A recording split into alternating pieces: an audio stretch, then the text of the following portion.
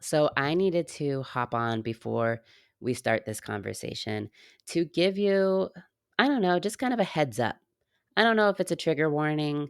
I don't know what it is. But this conversation, we are talking about healing from sexual trauma. This is probably the deepest conversation that I've had on this show, both from my personal perspective and talking about my own experiences, but also just in talking about how sexual trauma impacts Black and Brown women. So I want you to be aware in case you want to save this listening to this episode for another time. Um, but I know that you're going to take a lot out of it. I am excited for you to hear it. And I hope that it adds something to your own healing journey, or gives you something to be able to share with someone in your life who needs it. Welcome to Impostrix Podcast Season 4. My name is Whitney and I am your host. Thanks for joining us for this episode. I am excited to jump into it. Impostrix Podcast validates professionals of color navigating imposter experiences and racial toxicity within their careers. And this season, we are focusing exclusively on pouring into Black women. How can we take care of the Black women in our lives? If we are a Black woman, how can we pour into ourselves? How can we receive the pour from others? So this episode is going to be about that and all the episodes within this season. So sit back, get your listening ears on. Let's get into it. Welcome back to Impostrix Podcast. I'm your host, Whitney Knox Lee. We are in Season 4, and as you know, if you're a regular listener, Season 4 is all about pouring into Black women. And so the conversations that we are having are talking about how we can really center ourselves in this season, whatever that looks like for you. For me, it looks like healing. It looks like a lot of rest. It looks like shedding. It looks like healing, quiet, slowness. It looks like kind of shrinking my universe a little bit. And so I've been leaning into conversations that are really challenging me to be active in a healing process. And I think this conversation is going to do just that.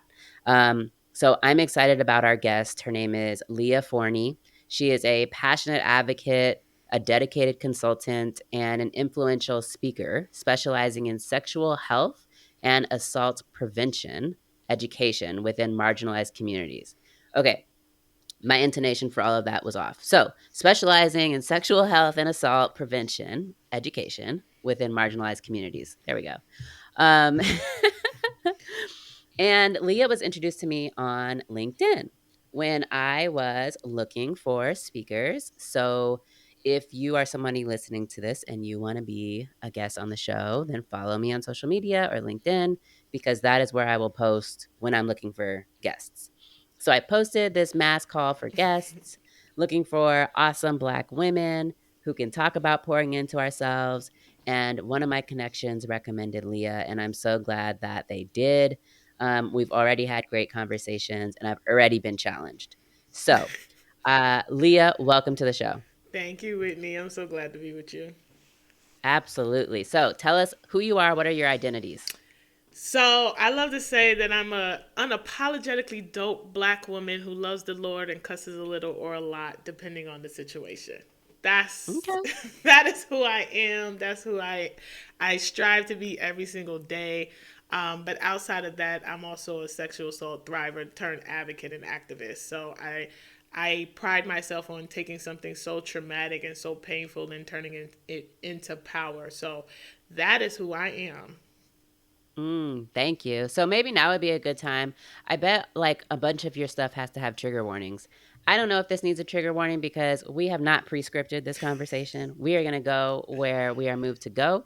But just so you know, we will be talking about healing from sexual trauma and sexual assault and the impact that that type of trauma has on Black women, in like ourselves personally, but also as a community and in our history. So that's where we're going, but we're not staying. I mean, we're not talking about we're not focusing on negativity today. Yeah. Today we're focusing on healing and what that means and why it's important and why it's a pathway for liberation and sexual liberation.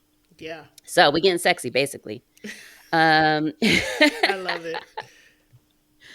so thank you for being here, Leah. It's great to have you.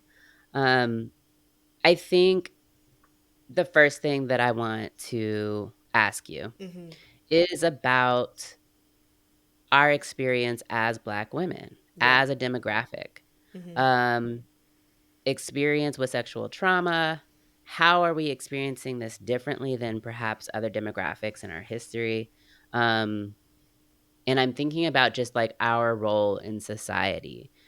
Of course, we've talked about on this show um, the book Rest is Resistance and um, the author's opinion of Black women being the mules of our society, the workhorses, literally. Yeah. Um, and we know too that we are sexually exploited Hmm. as exotic Yep. um, and used in that way. That is a way that I think historically Yep.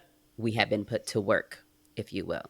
So I'm wondering, on just kind of a broader scale, Hmm. about how our demographic experiences the sexual trauma, both present but also the Yeah. generational trauma.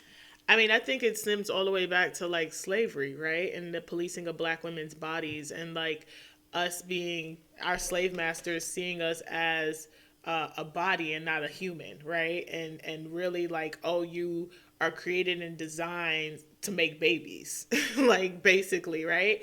And so we had no say so over our bodies from that point in time, right? So if we track it from just slavery days and not having a say so, having to go with whatever the slave master said because it was literally life or death, right? Like you go against the slave master, you already know what's going to happen, right?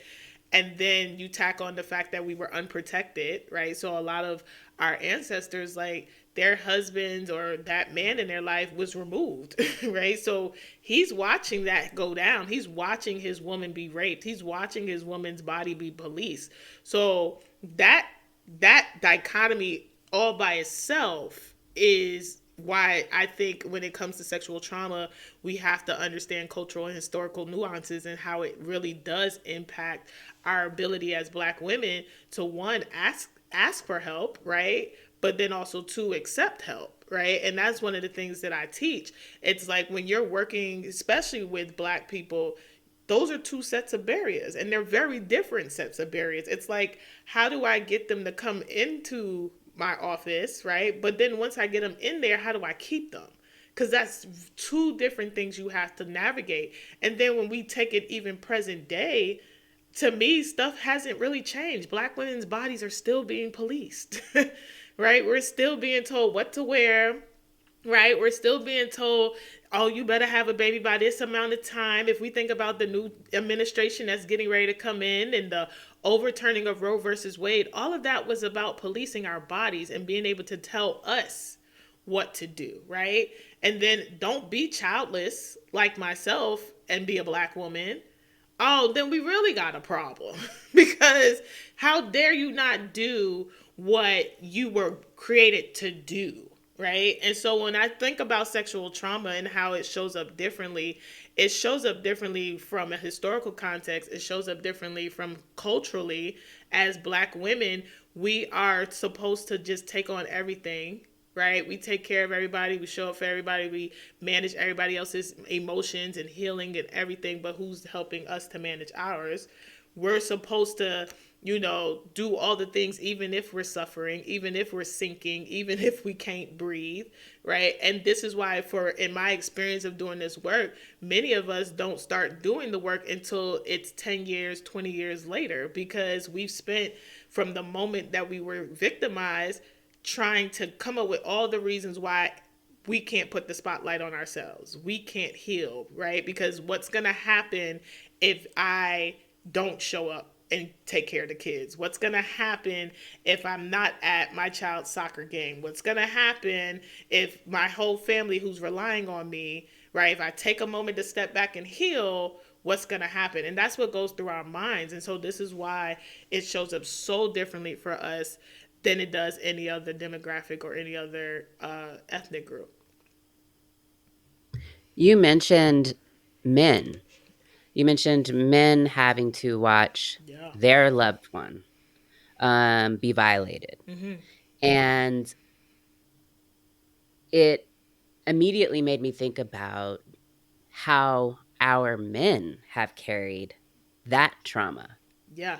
And when, there's all sorts of stuff. I mean, I don't think that black men are any different from anybody else when it comes to infidelity or, abuse or whatever it's going to be. Mm-hmm. Um, and I just wonder, in our communities, of course, just like what you were talking about, the barriers of black women coming in and speaking to you, black men have, extreme amount of barrier when seeking mental health support, Mm-hmm. and trauma support. And I it just makes me wonder. It makes me wonder. Yeah. Another thing that came up for me when you said that is uh, our skin colors Mm-hmm. and noticing light skinned black people. My husband is a light skinned black person. My children are light skinned black people, and his family has a significant percentage of European ancestry. Yeah. And I know that for some of his family members, that is a difficult realization. Mm-hmm. Um, and it's interesting because we know that light skinned people just get treated differently. Differently meaning better. Not necessarily by other black people or other people of color, but certainly by white people. The Mm-hmm. closer the proximity, the Yeah. better we're treated. Yeah. Um, so it's all just kind of an interesting, the context that is really making me think just about how sexual trauma shows up today in our relationships, Mm-hmm. and how we interact with each other, the territorialness that some individuals may feel, I don't know, kind of stuck in, Yeah. or the fear Mm-hmm. that we may feel around, my man is going to leave me, or my man is going to leave me for a white person, or vice versa. Um, so Yeah. I guess I just wanted to put words to that thought that I was having. No, I think that's really good, and it's layered, right? Sexual trauma by itself is layered, but then when you again tackle on cultural nuances, tackle on historical nuances, it's even deeper. Like I think about in my journey of healing from sexual trauma when I was in therapy, and by the way, I had an incredibly culturally sensitive white woman who was my therapist at the Rape Crisis Center. But one of the things that was so hard for me to like work through was the connection again with my body, right? So I really went through this like phase of one, not wanting to be attractive. So I used to go to therapy literally in sweatpants and a hoodie, like for weeks. I would not go do what I used to do. I wasn't getting my hair done. I wasn't getting my nails done. I wasn't doing anything. And I remember my therapist challenging me in that and was like, Leah, just do a little bit. But for me, it was like, no, because if I look good, then I'm gonna attract the perpetrator. That was what was going through my mind. So the less that I look attractive, to me it was like, all right, the least likely I'm gonna attract the perpetrator. But then outside of that being the disconnection with my body, then I became hypersexual. So I found myself in this cycle of like having casual sexual encounters, right? Because I just thought that's what I was supposed to do. And I remember my therapist telling me, she said, when it comes to sexual trauma, one or two things are going to happen. You're either going to gravitate towards sex or you're going to run from it. And she was like, that's normal. Like, it's a normal part of not only your healing journey, but it's normal response to what's happening in your body, because sexual trauma or sexual perversion is about power and control. And what you're essentially trying to do when you're in hypersexuality is you're trying to regain back that power and control over your own body because someone took it from you.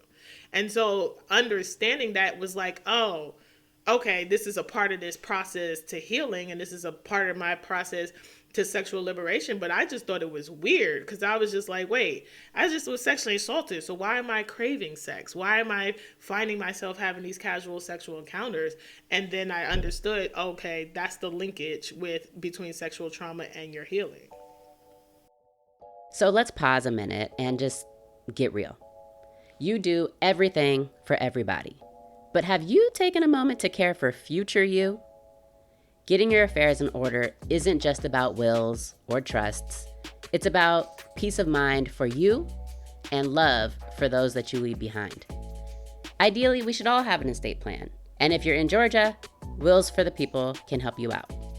But if you're not ready yet to create your will or trust, there's something that you can do that will go a long way in helping the future you.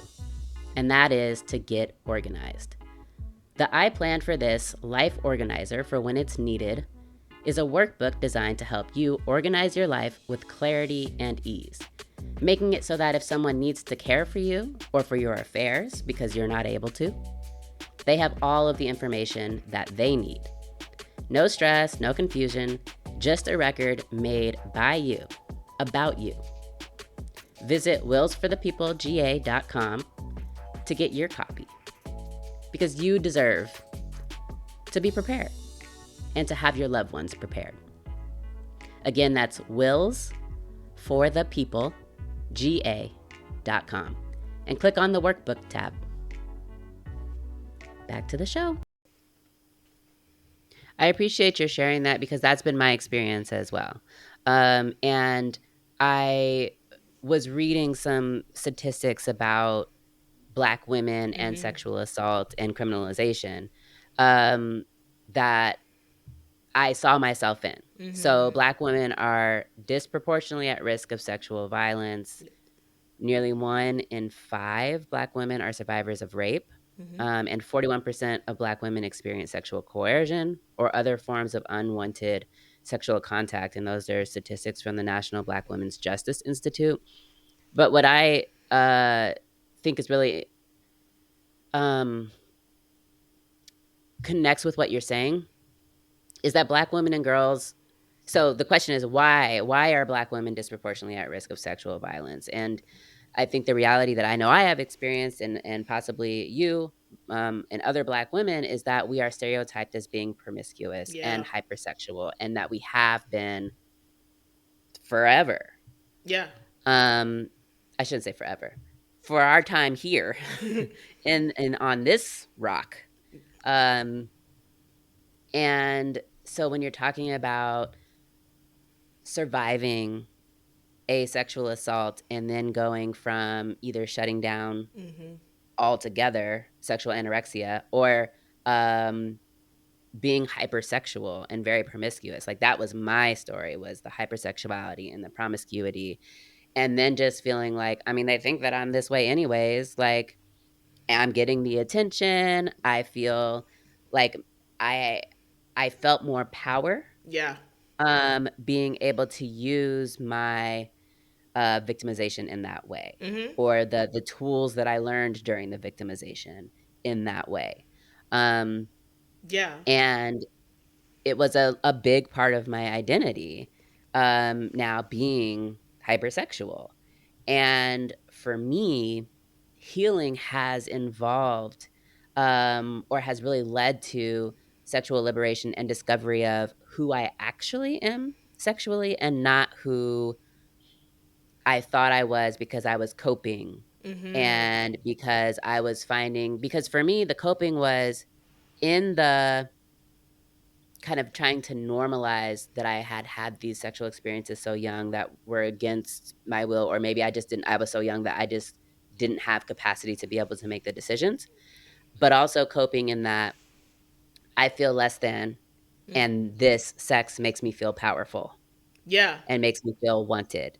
And so I had to heal, find my own sense of self-value that Mm-hmm. was not attached to anything physical about me. Yeah. So that then I could start kind of with a pseudo blank slate as I am now, aging and considering myself as a sexual being. Yeah. Um, so I can really relate to what you're saying. And then as I'm reading these stats, I see myself in these stats. Yeah, and was I will also say was interesting. Two things that come to me when you were talking was even that part of hypersexuality and that power, right? It's all still normal, right? And I think we have to recognize that that's a normal. Like there are people that, and we know this statistically, like that get like aroused when it has happened to them when they were sexually violated. Their body reacted as if they were reacting to an orgasm, right? Like that's all a natural response to something that is traumatic, right? So I definitely want to like normalize that because some people I know for me was just kind of like, wait a minute, what's going on here? And I felt very uncomfortable. And I remember like how it came up in therapy was I remember when Zane, the author Zane, she did the movie adaptation to her book Addicted.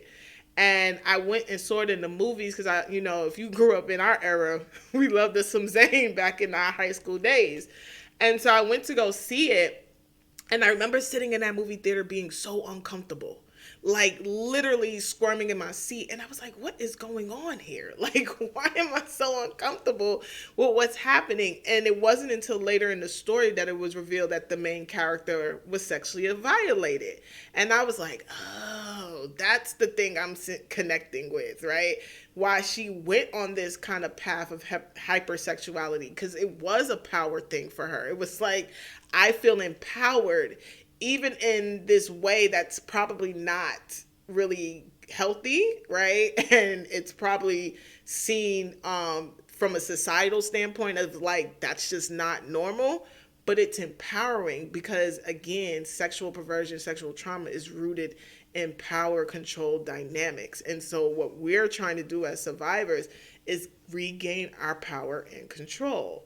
So that was like one of the things that really stood out to me. But then also when you talk about sexual liberation and healing from it, I think what was helpful for me is really getting to a place of like, what does healthy sexuality look like for me? Right? What does it look like for me to have a healthy sex life? What are the do's and don'ts almost of the bedroom, right? Because for some Yes. people, they're down for everything. For Leah Right. Michelle, Yeah. I ain't down for everything, right? But that also took me to have to explore, right? Because the thing about sexual trauma and what I've realized is the trauma is never going to go anywhere, right? There's always going to be something that could possibly trigger it. But you want to get to a place where you can have a healthy sex life, you can have healthy relationships without the trauma being at the forefront. It's like when I was in grad school getting my master's in marriage and family therapy, my professor used to always say trauma is like the ringing of a bell.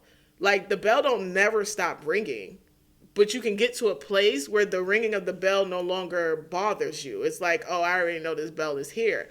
And that's why I think going back to that first question about why it shows up so differently for us is because we're having to unpack the trauma, and then we're also having to unpack sexual liberation and what does healthy sexuality look like, and what are my own boundaries, right? Because I got to have them. I got to know what's a safe space for me, right, to be able to enjoy sex. And then I also got to be able to communicate those same safe spaces to my partner as well. Mm, yeah. And societally, I feel like we have to stay right in the middle because even when you talked earlier about the policing of our bodies and don't have no children and be a black woman, like that's a problem. But we also got the welfare queen stereotype. Like don't have too Mm-hmm. many children because that's a problem too. And I feel like it's the same with our sexuality. Like Yep. we it's finding, and of course, like the point is not to listen to society, right? But not all of us are there. And I have certainly had my journey of needing to combat the labels that I thought I was supposed to be living by. And so it's like, okay, I'm hypersexualized. As a young girl, black girls are, what's the word? The adultification of black girls, right? Mm-hmm. Like we are treated like we are more mature when Yep. we are girls, children. Yep. We are treated as though we are sexual beings when we are children. Mm-hmm. We are given harsher punishments than our white counterparts. We, in school, face more suspensions. Yep. All of these statistics, these facts that are true for Black girls. So that's where we are starting. Um, and then it's like, well, what if I actually am a sexual being? Mm-hmm. Like, what if I do want to have sex? And as we grow and age and are exploring our sexuality, then I feel like the fear that maybe some of us have, and certainly that our parents have for us, is that we actually were that hypersexualized. Like Mm-hmm. that was true. That way that we were treated that way for a reason because we are hypersexual. So it's Yeah. kind of like a doling down. We want to dole down. Um, some of us are sexuality. Mm-hmm. Um, and I think I'm drawing a blank because I was thinking about ah, there was something that we were saying that I'll have to come back to because I forgot what it was.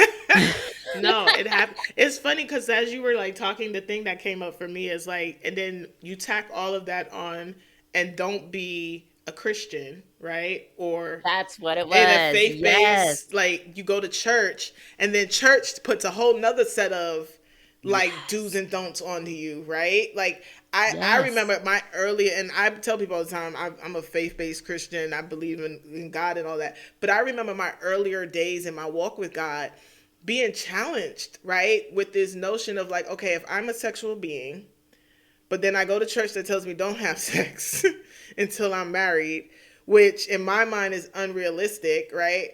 But then also I'm learning about who this God is, and he's the God that created pleasure. He created sex, right? And I'm getting almost these two very different like theologies because the world is telling me one thing, right? And I'm living in the world. And then I go to church on Sundays and I'm feeling guilty that probably Saturday night I hooked up with whoever I hooked up with. But then I Mhm. go to church on Sunday and somehow it feel like pastor know my business because now he preaching something that got me sitting here like, like, and so all of those things kind of I think is the reason why we all, as Black women, feel like we gotta walk that thin line and be in that middle space of like, don't do too much, right? Don't veer too much to the left, don't veer too much to the right. Stay right here in the middle. But for many of us, even the middle is not satisfying, right? Because if the middle is all right, I have sex with my husband, or I wait till I'm married to have sex, right? Or even with my spouse, I'm only doing but so much in the bedroom because again, I don't want to veer to the left and don't want to veer to the right. Then where are you being fulfilled? How Yeah. is that honoring your healthy sexuality? How is that honoring your body? How is that helping you with your pleasure? Because at the end of the day, God created pleasure. So Yeah. it's not his will that you're not supposed to be pleased. And I think that's one of the biggest struggles that women, especially Black women, we deal with. Yeah. Have you read Levant Briggs' Sensual Faith? No. I'm, Okay, read that book because so I haven't read the whole book. I listened to a talk by an author, pastor, sex forward, beautiful Black woman. Her name is Levon Briggs. Um, she is the woman that you're describing right now. I mean, she's a pastor. She's very like faith, religion, in yeah. the church, and very sexual, very sensual, and very open about it, very open about how she wears her clothing, how she walks through this world, what she Mm-hmm. shows and what she doesn't show, and Yeah. all of that stuff. And I love that book, and that idea, particularly for my Black sisters who are really struggling with religion and sexuality, and their faith and sexuality. And I know for me, one of the first turnoffs for religion was um, the discussion around homosexuality and how much of a sin it was. Yeah. When I started kind of paying just the slightest bit of attention to sermons was when I was dating women in Mm. high school, in middle school, and I was finding myself interested in, all sorts of people. Yeah. And I go to church and all they want to do is talk mess about how I'm going to go to hell. And so, um, for me, that was just that drew me away. I didn't feel guilt, I felt anger. But I know that a lot of people, instead of feeling anger, they feel guilt. Yeah. And they feel like they can't live their true self and their true sexuality, because their faith comes first in that way. And for me, it wasn't like that. But that was my first thought after hearing you speak. The second thing, though, and this came up in a group text in my sister circle just a couple of days ago, is around um, period justice. Mm-hmm. And our experience. So, one of my friends who grew up pretty religious, Black in the South, she texted the rest of us asking, um, were you all allowed to wear tampons when you Mm. were growing up? Not one of us was Yeah. allowed to wear tampons. And for me, I don't think it wasn't that I wasn't allowed, but my parents didn't buy them for me. Mm-hmm. Like, they're only going to buy pads. And so we talked about why this was. And they were sharing the different messages that they were getting from their moms about it.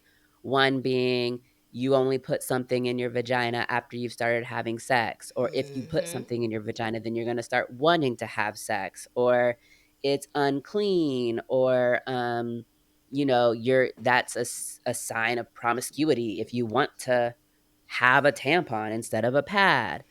Um, so they're, you know, and for some of my friends, it was their parents actually saying this. For some of my friends, it was just it wasn't explicit. Yeah. But it was how things were. And so I find that really interesting too, the way that our Black mothers or our Black fathers are trying to protect our innocence, Mm-hmm. protect our sexual something, I don't know, protect us. We'll just say protect us. Um Yeah. from this fear Mm-hmm. of over sexualization, hypersexualization, bringing attention to ourselves, making people want to come have sex with us. Um, and it it's really interesting to think about. No, it You is. know? And as you were talking, the thing that came to my mind is purity culture. And purity culture Mhm. being rooted in violence and shame, right? Because Mm. what happens when a young girl, and we just saw that recently, it went viral on social media of a pastor shaming a young Black girl who got pregnant at 16 and making her stand before the church and apologize, right? Mm. And again, it's that as a Black woman or a young Black girl, you have to look a certain way, you got to dress a certain way, you got to behave a certain way. And purity culture shames us. There's this public shaming that happens even around your period. Like, I remember when I first got my period, I was like silenced as a child. My grandmother was like, "You don't go around telling nobody you got your." I'm like, I don't even know what just happened. Like, all I know is I woke up the next morning and I was bleeding. You know what I mean? Like, and Mhm. the horrible thing about the shaming is that because we do so much shaming, our children are now have less education. So we Right. make periods or going through the change or becoming a woman this shameful experience, which is why we are disconnected from our bodies very early, which is why we end up in hypersexuality and struggling with sexual liberation, because we've been taught from the early on, like, Your body is not your own. It belongs to God, right? You're not supposed to be out here doing these things.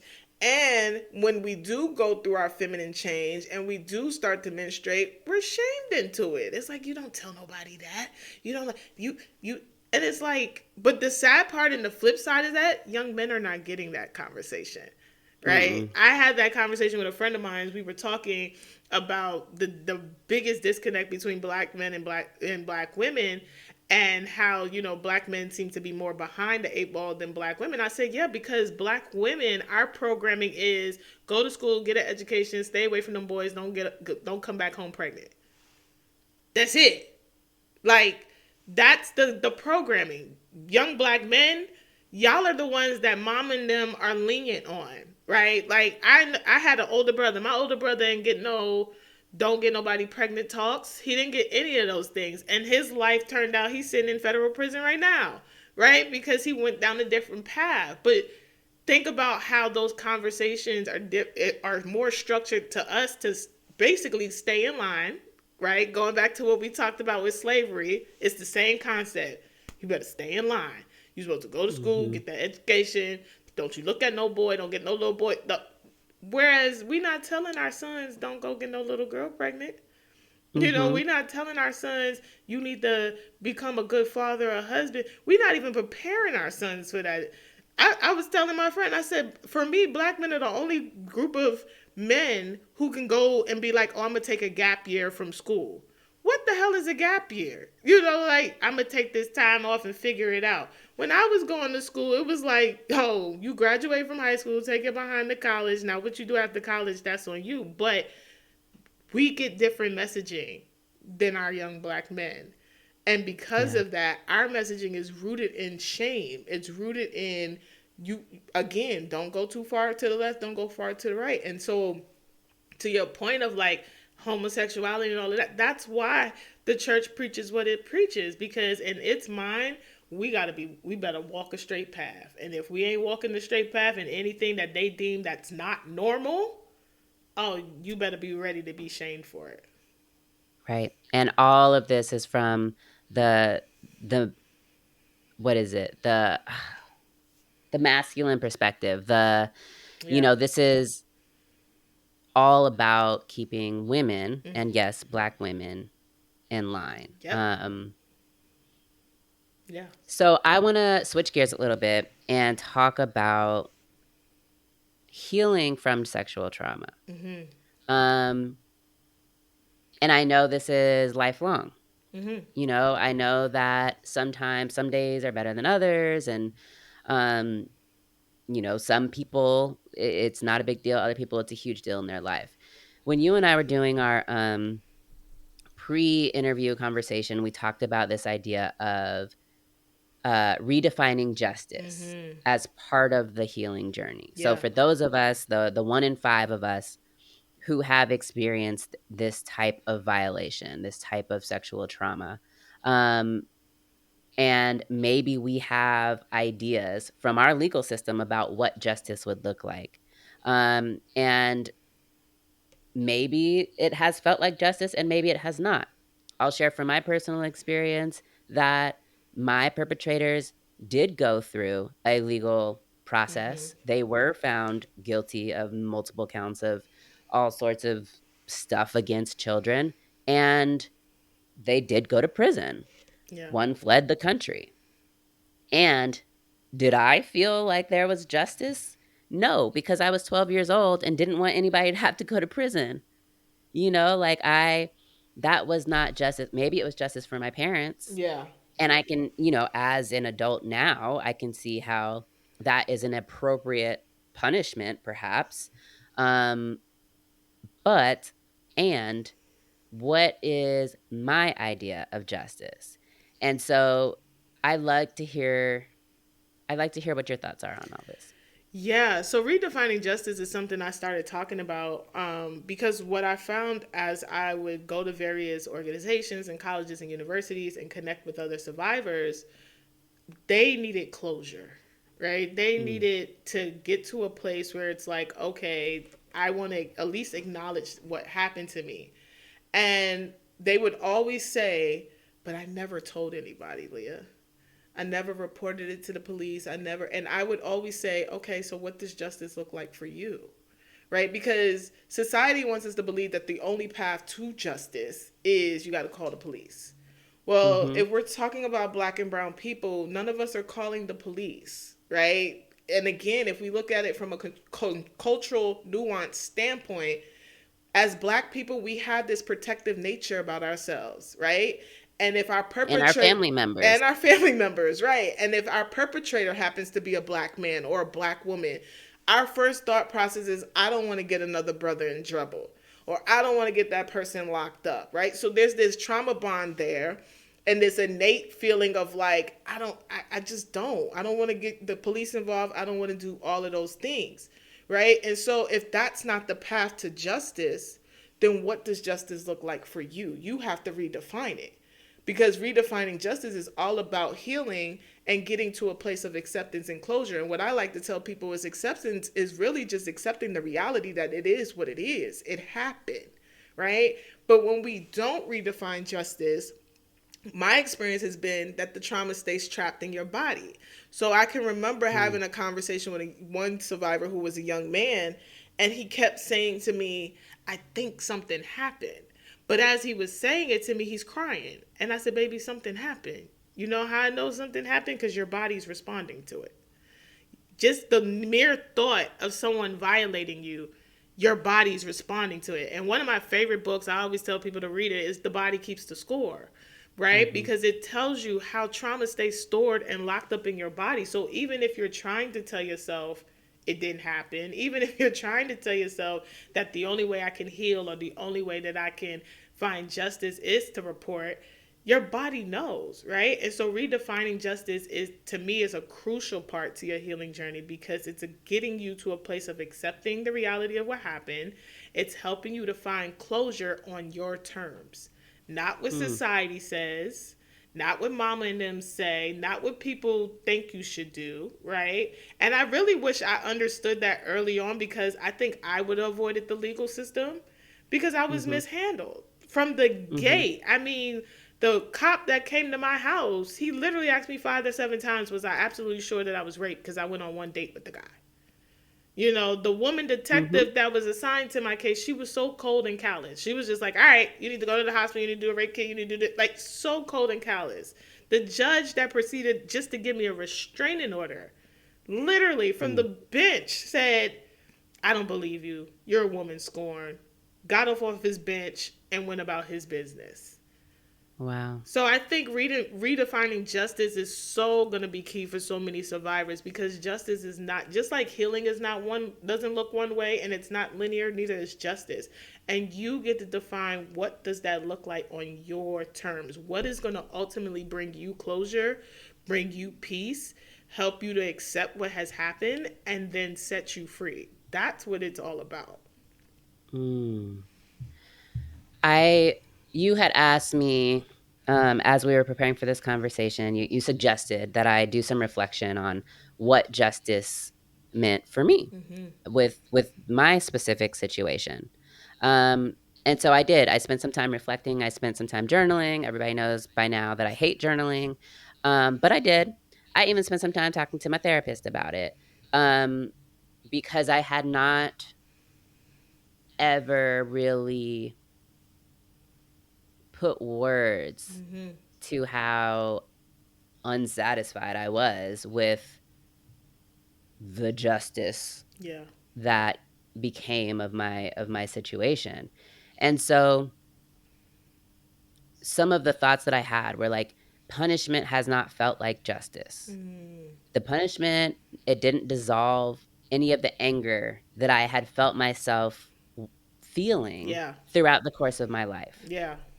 I was never any less angry that this had happened to me, and now I'm hypersexual, and now I'm in all these situations, and now I have to cope, and now I'm drinking alcohol, and now like the fact that these people are sitting in prison didn't affect that I was now doing all of these things. Mm-hmm. Um, but also, you were just talking about, the investigating officers, the judges, and all that stuff. Like the punishment never made The process that I then had to go through with medical examinations, rape kits, observation rooms, it never made any of that feel any more soft. Mhm. It felt like a jail cell. It felt like I mean, similar to you, it felt like I was the one being scrutinized. Yeah. Like I was the one that had messed up, Mhm. even though I was 12.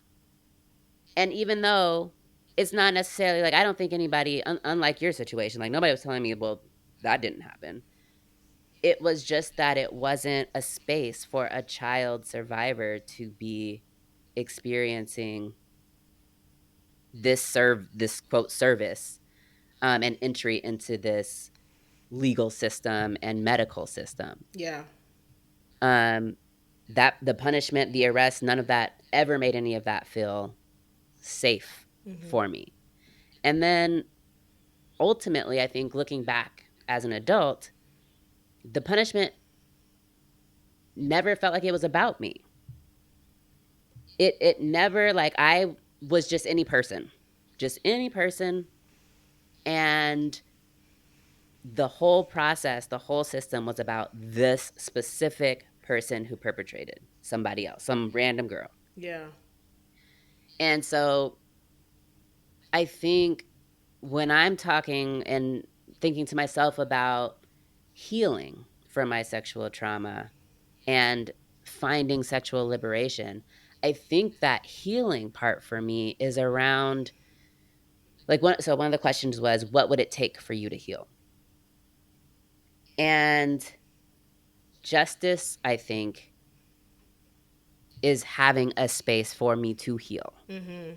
It is, and not me as an adult, but like me as the person that is Yeah. going through the immediate aftermath, Yeah. having a soft space to land, Mhm. having,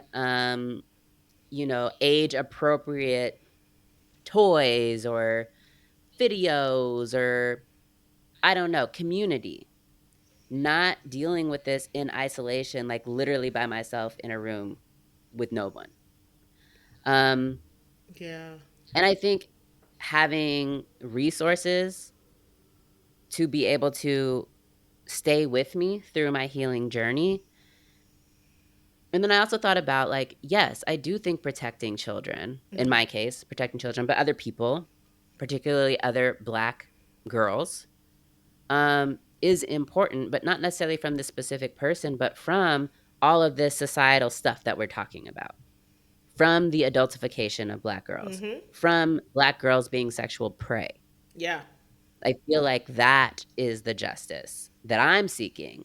I could care less about these people, these specific offenders, perpetrators, whatever we want to call them.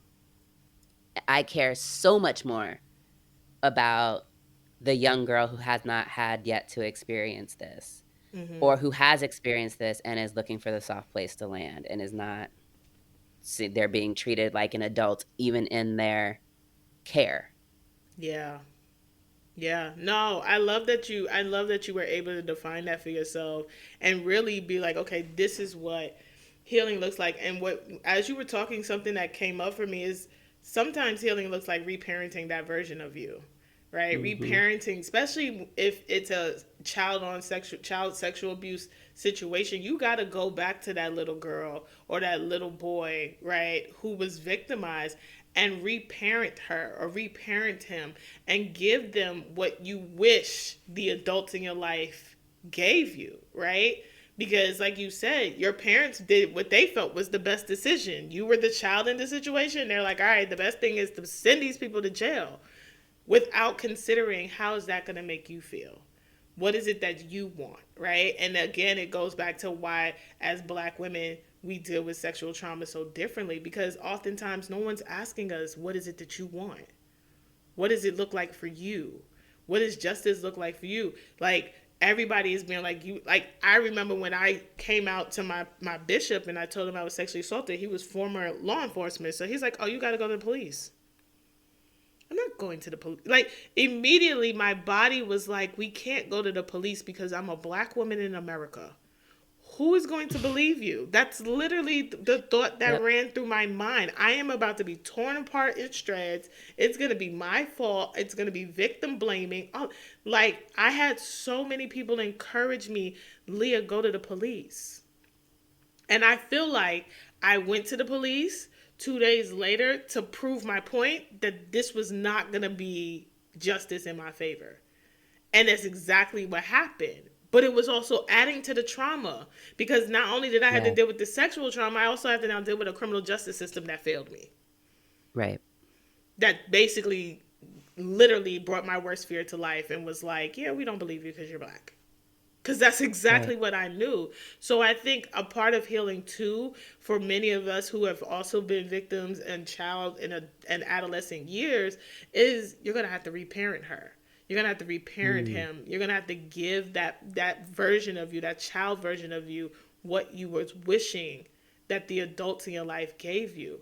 And you're going to have to learn to give Mm. it voice. You know, one of the things my therapist has helped me to do is do that inner child work and really give it voice. Like, what does little girl Whitney want to say about what happened at that time? Right? Like, Mm. how was she feeling? Right? Because when you can do that, you can begin to really redefine the justice. You can move through your healing journey because now it's not stuck in your body. That reparenting really allows you to unlock what's stuck in your body.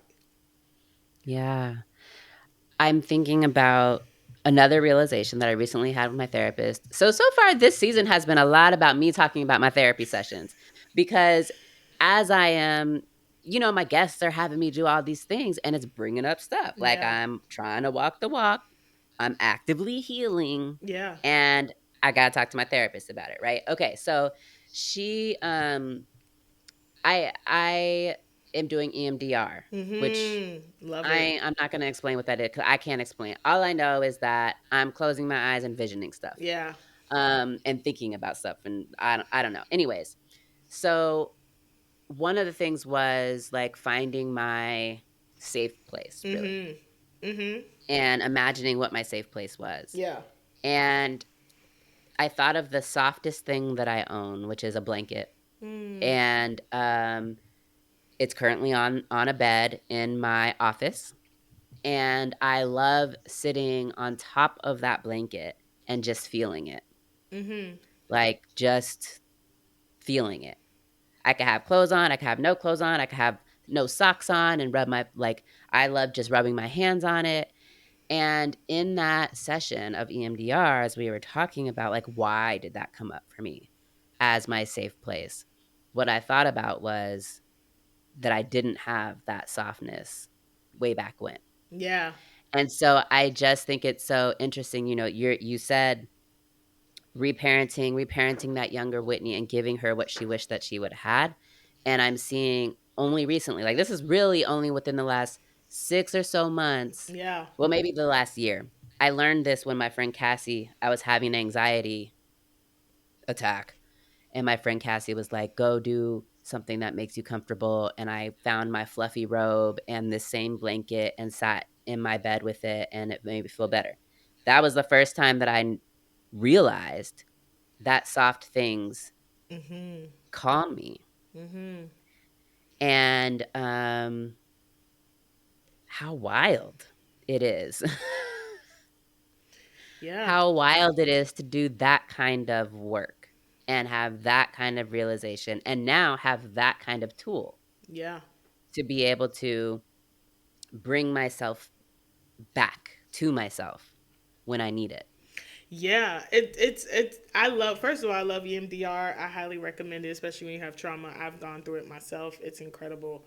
But to the point of, like, what you're saying, like, that's what it's about. Because again, sexual trauma, it disconnects you from your body. It's almost like, I always like to say, it's like you kind of have a split you, right? It's the version of you that's trauma based, and it's the authentic you, and, like, you have to kind of figure out how to bring yourself back together. You know, I told my therapist the other day, I was like, I feel like as I'm continuing to reparent Leah, I'm tapping into this, like, 90s 2000 nostalgia version of Leah, who, like, all of a sudden is back in love with, like, video games and things like that. Mm, yeah. And it's bringing up this playful me, Yeah. right? That has always existed, but because of trauma, it's kind of gotten distorted. And so I think that's the beauty of a healing journey, because it almost brings you back to who you really are.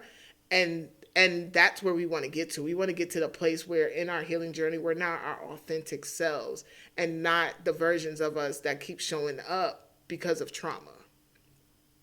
Wow. We could go so many places, but I am going to wrap us up. And I want to ask you, so we've talked about, of course, reparenting ourselves. We've talked about healing from sexual trauma as a pathway to finding sexual liberation. Yeah. That pleasure is our birthright. It is God-given. If we are religious people, it is God-given. And I think this reframing is helpful. I hope it's helpful for people that are listening. And I'm wondering, when we're talking about pouring into Black women and pouring into ourselves if we are Black women, pouring into the Black women that we love, also, what do you want people to take from this conversation? Yeah, I think the biggest thing I would say is, and this is something me and my friends say all the time, that everything, every relationship, everything about us starts with you, right? So if you don't have a great or healthy version or healthy outlook on how you are, it's going to affect every piece of your life, your relationships, your friendships, everything. So what I would tell anybody that is on a healing journey, thinking about a healing journey, like, really pour into you, get to know you, sit in the uncomfortableness of you, right? Because if you're a person like me who struggled with emotions for a very long time, like, it's going to be a daily practicing of like, all right, let me sit here. Let me not run. Let me not, because I tell people all the time, I'm a runner and a track star. I get uncomfortable. I'm like, I'm out. Right. But my healing journey has really given me the tools to be like, all right, let me sit here. Because here's the thing I've learned too. When our emotions show up, when that trauma shows up, it's all showing up with a message. So one of my best friends, shout out to my girl Melissa, she used to say, look at your emotions as friends coming to a dinner party. You don't leave them on the porch when they come knocking at the door, right? That's rude. That'll make you a good host, right? You invite them in, right? And the same with your emotions. When they show up, don't leave them not on the porch. Invite them in, because sadness is coming to tell you something. Yeah. Happiness is coming to tell you something. Anger is coming to tell you something. They're all coming to tell you something. And then the last thing I would say is that there's nothing wrong with you. Trauma has a crazy way of distorting how you see yourself. And it will have you picking you apart. The reality is there's nothing wrong with you. There were things that happened to you that distorted the way that you see yourself. But the beauty of healing and redefining justice is that you now get to change the way you see yourself. You get to go from those rose-colored glasses to now some clean lenses, and you can really see you for you. Yeah. Yeah. Wow. Thank you so much for this conversation, Leah. Share with us where we can find you. Yeah, I'm on all the social medias as Leah M. Forney. I hope they don't ban TikTok though. But I'm on all the platforms, Leah M. Forney. I always tell people, check out my website, leahmforney.com. And then I also have my own show. It's called Hey Queen Thrive, which is on all the podcast platforms too. Awesome. So check out Hey Queen Thrive. Yeah. Thank you so much, Leah, for joining us. Thank you for having me, Whitney. Thank you so much for listening to this episode of Impostrix Podcast. I hope that you got what you needed. If you're ready for more, feel free to go through the other 3 seasons worth of amazing episodes that we've put together for you. I want to hear from you. I want to know how you related to this episode. So if you're listening on Spotify, feel free to answer the question or send a text. You can do that through your Spotify app. If you're listening elsewhere, make sure that you follow me on Instagram at Impostrix Podcast. And if you like to text, go ahead, go to the show notes, look for the link for the WhatsApp community, because we just got it started this season for season 4, and I love to chat. So hit me up. Also, thank you to Chris at Digital REM for editing this episode. Until next time, be validated.